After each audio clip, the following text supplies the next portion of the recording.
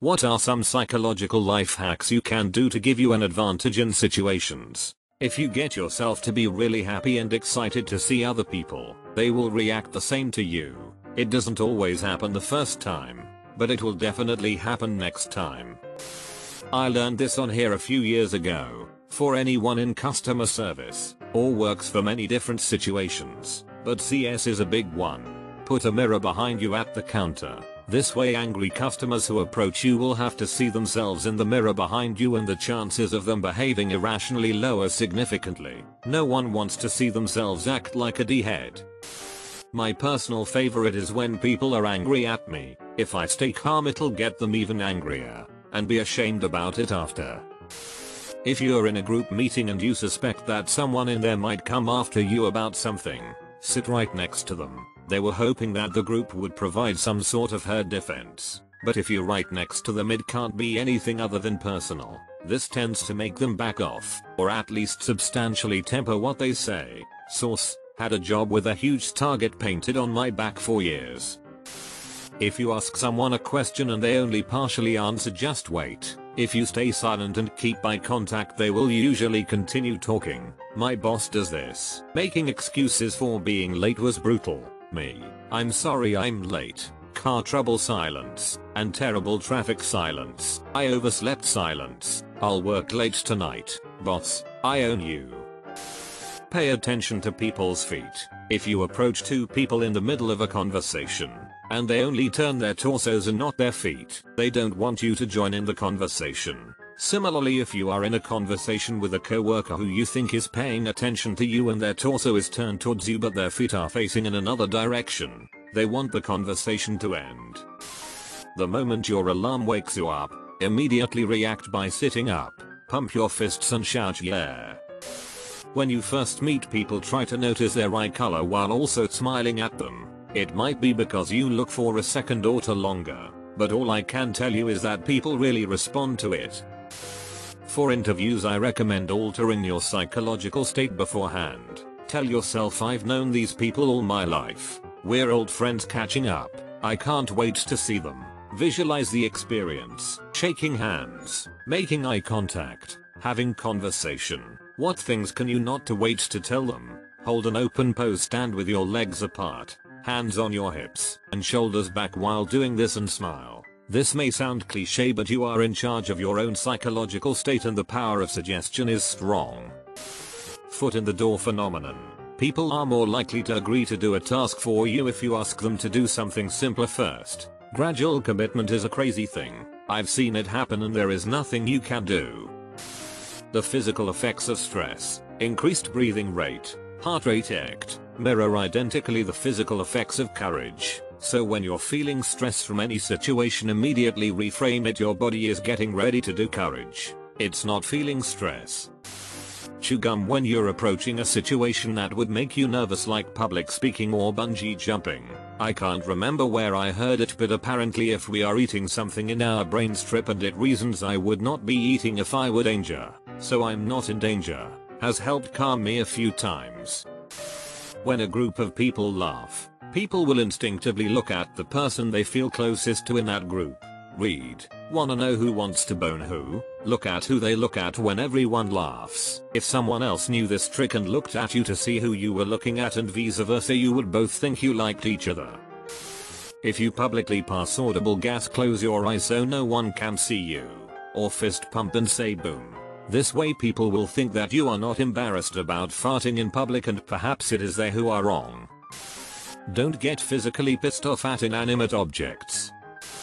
After a person breaks up with someone, they are at their most vulnerable state for manipulation because of the flood of emotions. This could be used for the good or evil purposes. People have a certain image of themselves and will fight tooth and nail to cling to it. Use this information wisely. False attribution of arousal. When you take somebody out on a first date, take them somewhere exciting that will get their heart beating. For example, roller coaster or horror film. This gets their adrenaline up. It makes them think they enjoy spending time with you rather than the activity. In sales, though I guess it could be applied in other ways, once you make the sales pitch, don't say anything else. My boss at an old job was training me and just giving me pointers. I was working at a gym trying to sell memberships. He told me that once I got all the small talk out of the way and presented the prices, that the first person to talk will lose. It didn't seem like a big deal, but it actually worked. Often there were long periods of awkward silence as the person tried to come up with some excuse, but usually they bought. It was quite impressive actually. People will remember not what you said but how you made them feel. Also, most people like talking about themselves, so ask lots of questions about them. Edit. There's been some really good advice in this thread that refines ask about them quite a bit. That would be good to incorporate. Stuff like, get them talking on a general topic, movies, music, ask them what movies, music, whatever it was they like. Engage them on that. Go from there. Offer bits of information about yourself, then bounce it back to them. That is the snowboarding suggestion elsewhere in this thread. That was a really good one. Watch out for social cues that it's pissing the person off. They might be one of the people who really don't like talking about themselves, and if you notice those cues, stop. Your goal is to make them feel good via engaging them on their most cherished subjects. That is, themselves and the things they like the most. Always be honest, so when you have to lie, people will believe you. When I worked in retail, I had a tendency to get real curt with rude customers. When I realized I was just taking the bait, I decided to be super nice even when they would get openly hostile. Some of them would get even crazier and they looked like tools. I remember the last time this thread showed up, someone posted that if you ask someone to do you a small favor, cognitive dissonance will make them believe that because they did that favor, they therefore must like you. After all, why would they help someone they disliked? I don't have a source unfortunately, but I believe the original comment did. If anyone can find the previous thread. You are in control of your emotions and thoughts. Try replacing some immediate responses. Tell yourself you're happy about something, or you're excited. Eventually your brain will end up believing it. That's the same for being down. And that's why you should never try to diagnose yourself. Saying you're depressed or have social anxiety would end up with you being more anxious and more depressed. You won't notice it at first, but over a few months it will have a pretty noticeable effect on your personality. The best one I ever heard was, apparently, if you have a warm hand when you shake somebody's hand, you immediately become a more desirable person to get along with. By rocking back and forth on the toilet you can poop faster. Stand up straight, no slouching, hands out of pockets, and head held up high. It's not just a cliche, you literally feel better and people around you feel more confident in you. Not always a must, but try to dress well for important occasions, including interviews. If you look good, you feel good, and if you feel good, you'll do good.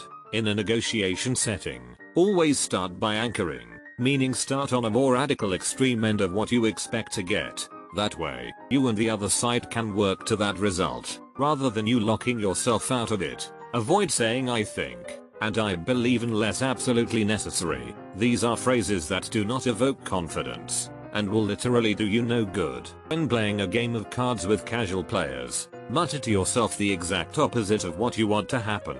So if you want your opponent to fold, then mutter, please don't fold, please don't fold. An overwhelming amount of times, the opponent will fall for the bait. When feeling anxious, clean up your house apartment. You will feel happier and more accomplished than before. From an academic standpoint, this is mostly just armchair psychology, but from a real-world standpoint, these have all worked very well in my personal and professional lives. If you make the biggest smile you can, you will automatically feel happier. Promise yourself you'll never talk sh about other people, even when the people around you are talking sh, even when you agree with the sh they're saying. You don't have to make a big deal of it, just don't partake in it. Once people get the idea you're not into saying mean sh about other people behind their backs, the amount of sh they talk around you will decrease. It isn't fun to talk sh unless everybody's talking sh. Your decision to stop talking sh and their eventual reaction to you not reciprocating the sh talking will positively affect both of you, as well as your relationship. I don't know. For me, since I made this change in how I interact with people, the amount and quality of my friendships has grown. People will trust you more if they haven't listened to you gossip about other people. You will be seen as more a more positive person than other friends who do talk sh. The gap gossiping used to fill will be replaced with way more interesting and or intimate conversation too. IDK, just stop talking sh and be kind. Refer to people you've just met by their name. People loving being referred to by their name, and it will establish a sense of trust and friendship right away. Say your friend introduced you to Peter. After 5 minutes he decides to leave. Don't just say bye, but instead say bye Peter. When you are studying, learning something new, teach your friend how about it. Let them ask questions. If you're able to teach something well, you understand it. Make it a practice to get rid of filler words and phrases such as like, you know, etc. Instead use short pauses to gather your thoughts before speaking. Using filler words keys whoever you're talking to that you are thinking about what you're saying. Leaving them out makes these thinking spots less noticeable, since you aren't essentially announcing to the world that you are thinking, and makes you seem more sure of yourself. If you're playing beer pong and your opponent is playing like he sold his soul to the devil, all you have to do is ask what he is doing to with his opposite throwing hand. Damn bro, you're playing hella good. What are you doing with your left hand when you shoot? This will make him conscious of his left hand and he will start messing up almost every time. Drink well my friends. If you really want something from someone, frame it as an offer rather than a request. When Teddy Roosevelt was running for president, his campaign printed out 3 million leaflets with a picture of Teddy and a copy of a campaign speech. The campaign then realized that they didn't have the rights to the photo. Instead of explaining the situation to the photographer, which would have given him leverage to ask for a lot of money, the campaign made an offer that they would use the picture, giving the photographer lots of publicity if the studio paid them $250. The studio paid the money,